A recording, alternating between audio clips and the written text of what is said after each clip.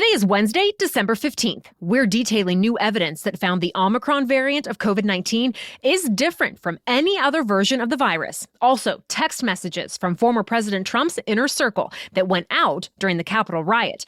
Plus, deadlines to know about both healthcare and holiday shipping, another cyber attack, this one that could impact a lot of Americans' paychecks, and which popular movies got a special honor for standing the test of time. Welcome to The Newsworthy. All the day's news in about 10 minutes. Fast, fair, fun, and on the go. I'm Lacey Evans, filling in for Erica Mandy today. Thanks so much for being here. You ready? Let's do this. The new Omicron variant of COVID-19 seems to be spreading in other parts of the world much quicker than here in the U.S., at least for now. So it's giving Americans some hints at what could be in store. The first major real-world study out of South Africa showed people infected with Omicron were less likely to end up in the hospital than those infected with the original variant. That same study found, even though today's vaccines still give people some protection, they don't totally stop Omicron from spreading. It says Pfizer's vaccine is only 33% effective at keeping people from getting Omicron, but it's 70% effective at keeping people out of the hospital, although those numbers don't take booster shots into consideration. And some scientists say it's still too early to draw too many conclusions from any of this data, but it's still worth noting the other thing this study confirmed: Omicron is highly contagious. One health expert at Harvard Medical School said the variant is moving extraordinarily fast, faster than almost anyone predicted. In Britain, for example, Omicron cases are doubling every 2 to 3 days. Here in the U.S., the new variant has been confirmed in at least 33 states. And President Biden's chief medical advisor, Dr. Anthony Fauci, says he expects Omicron to eventually be the dominant variant here too. Already, it seems to be hitting one American college campus especially hard. Cornell University reported more than 900 cases among students in just the last week. And it says a very high percentage of them are from the Omicron variant in people who were already vaccinated. In response, the university decided to shut down its campus in Ithaca, New York. It's moving final exams online, closing libraries, and canceling all activities and athletics. Another top official from the Trump administration could be facing a criminal charge soon. The House voted to hold former White House Chief of Staff Mark Meadows in contempt of Congress. That's because lawmakers investigating the January 6th Capitol riot say he stopped cooperating with their investigation. And despite their subpoena, he refused to testify under oath. Up next, it will be up to the Justice Department to decide whether to actually charge Meadows with a crime. If it does, the case would go before a grand jury. Then, if found guilty, Meadows could end up with hefty fines and even up to a year in jail. This is especially unique since Meadows used to be a congressman too. So this could end up being the first time in nearly 200 years a former member of Congress is held in contempt of the body he once served in. Remember, a grand jury is already set to weigh a similar case against former White House aide Steve Bannon. But unlike Bannon, Meadows did cooperate somewhat with the investigation. He gave the committee thousands of pages of documents they requested. They include text messages from Republican lawmakers, Fox News personalities, and former President Trump's son, Donald Trump Jr., all sent on January 6th. They were all pleading with Meadows to have the president do more to end the violent riot at the Capitol. Another notable conversation in those documents was in an email Meadows sent the day before the riot. In it, he said the National Guard would, quote, protect pro-Trump people on January 6th. Since those conversations were made public, Meadows told Fox News House lawmakers aren't really worried about holding him in contempt, only going after former President Trump. And Meadows' lawyer says his client shouldn't have to testify because of executive privilege, although not everyone agrees that's true. California desperately needed rain, but not this much all at one time. A storm this week overwhelmed several parts of the state, making roads dangerous, causing power outages, and bringing a threat of mudslides to some areas. Parts of the Bay Area got more than 11 inches of rain over 72 hours, and parts of Southern California got more than 7 inches in 24 hours. Unfortunately, car crashes and road closures piled up, and some vehicles were swept into the Los Angeles River. Hundreds of homes had to evacuate in Orange County, County, south of Los Angeles, because of flooding and mudslide threats. Further inland, some places in California and Nevada got up to 6 feet of snow, and more is expected to fall later this week. Many people see this as good news, since melted snow that runs into California's watershed makes up about a third of the state's water supply. Or in other words, they really need snow. It's also good news for ski resorts. Several of them around Lake Tahoe are now open for business. Today is the last day to sign up for insurance through the Affordable Care Act if you want coverage to start on January 1st. Remember, if you aren't already getting insurance through work, the ACA or Obamacare offers options. And for some eligible income levels, you can get subsidies meant to lower the cost of paying for health insurance. Last year, a record number of Americans enrolled in Obamacare, and this year, the number is expected to be even higher. Whether you decide to enroll in ACA or health insurance through work, you'll want to check the deadlines for open enrollment. For Obamacare, that deadline is today. But more than a dozen states have their own programs set up, and some of them have later deadlines. Either way, you can find information on how to apply at healthcare.gov. More news is just ahead, but first, here's your main host, Erica Mandy, with a quick word from our sponsor. The holidays are all about coming together with loved ones and taking an active role in creating the magic of the season. Yes, you could buy things like ornaments, for example, but isn't building your own so much more fun and rewarding? This year, KiwiCo wants to invite you and your family to make the holidays a little less prepackaged and a little more hands-on, all while learning a thing or two along the way. Our family has loved getting KiwiCo crates in the mail. We continue to get new, exciting, and high-quality toys that were chosen by the experts for my son's specific age and development.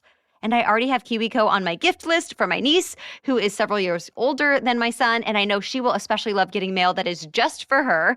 She'll also love KiwiCo's real engineering, science, and art projects each month. This holiday, don't just teach kids how to buy. Teach them how to build. Give them a gift of a hands-on holiday with a KiwiCo subscription and celebrate a love for hands-on learning all year long. Get 50% off your first month plus free shipping on any crate line with code NEWSWORTHY at kiwico.com. That's 50% off your first month at KIWICO, kiwico.com with the promo code NEWSWORTHY. Time is running out to send gifts and packages to friends and family if you want to make sure they get there on time for Christmas. Today is the deadline if you plan to send your items through the U.S. Postal Service or FedEx using regular ground shipping. Friday is the last day to send them out using the Postal Service's first-class mail. UPS recommends mapping out the best time to mail your item with ground shipping on their website. Or you can mail your items by the 21st if you choose the 3-day option through either UPS or FedEx. If you haven't even bought the items yet, you can, of course, send a gift directly to someone's house to save time, though most stores' deadlines are likely coming up soon too, unless you're able to use something like Amazon's 2-day shipping.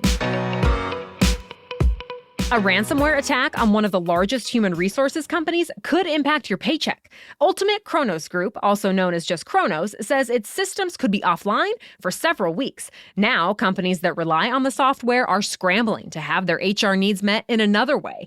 NPR reports for some, that means things like issuing paper checks for the first time in years. This attack could affect major companies like Tesla, Marriott, Samsung, several hospitals, universities, and more. Kronos says it's working with leading cybersecurity experts to investigate and fix the issue.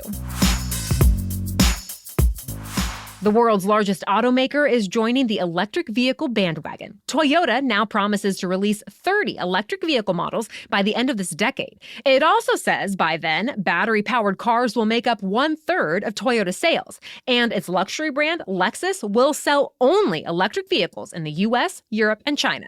Toyota's first long-range electric SUV is expected to be released next year. Other automakers have already gone all in on electric. Companies like Nissan, General Motors, and Volkswagen have been selling pure battery electric vehicles for years, and they've all revealed plans to phase out gas cars completely. Separately, an electric pickup truck landed one of the auto industry's most prestigious awards this week. Motor Trend magazine named the Rivian R1T its Truck of the Year. This comes a month after the magazine named another electric vehicle, the Lucid Air sedan, its Car of the Year. That's a pretty big deal, not just because they're both electric, but because, for the first time, two startups beat out more established automakers with their very first vehicles. Nike continues to embrace the metaverse. Its latest move in this space, Nike bought a company that makes digital sneakers. Yes, the sneakers are only virtual. Remember, the metaverse essentially allows users to live or hang out within a digital space, using technology like virtual reality, augmented reality, and more. So the company, called RTFKT, makes the virtual shoes for users to wear and collect within the metaverse only. And they've been successful at it. Earlier this year, they were able to sell more than $3 million worth of digital sneakers as NFTs in just 7 minutes. Nike has acquired 6 companies focused on the digital side of retail just in the last few years.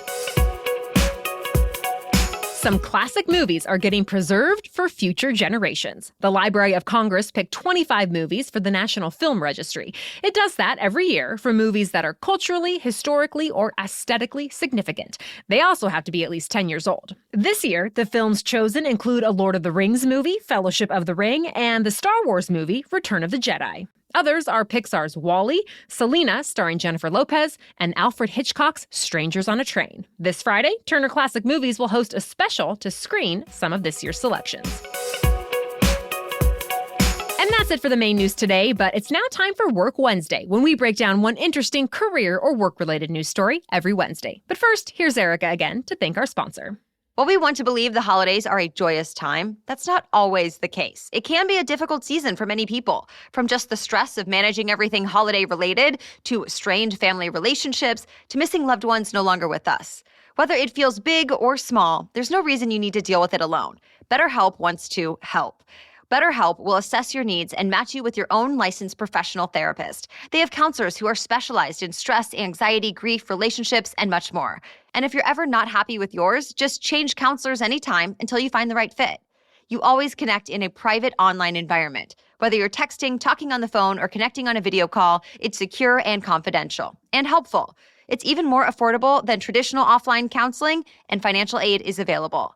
I want you to start living a happier life today. As a listener, you'll get 10% off your first month by visiting betterhelp.com/newsworthy. Again, that's betterhelp, HELP.com/newsworthy. Now back to Work Wednesday. Big companies have been hoping to get employees back to the office for a while now, but they just keep pushing back their return dates because of COVID-19. Uber, Lyft, Ford, Google, and Meta platforms have all delayed or modified their return-to-office plans recently, and companies like Zillow, Twitter, and Microsoft have just let employees start working from home forever. This could have a ripple effect on other parts of the economy, though. Sales at restaurants, bars, and other small businesses near office buildings have been struggling for nearly 2 years now, and more people have been moving away from downtowns into more rural areas. Security company Castle Systems says these days, on average, only 41% of workers in the 10 biggest American cities have returned to their offices. That said, some big businesses like Amazon and Apple are keeping their return to office plans in place for early next year. And others, like a lot of the big Wall Street banks, have employees back in the office already. Thank you for listening today and making us part of your daily routine. Erica had to take one more day away, but she really is planning to be back tomorrow. Until then, have a great day.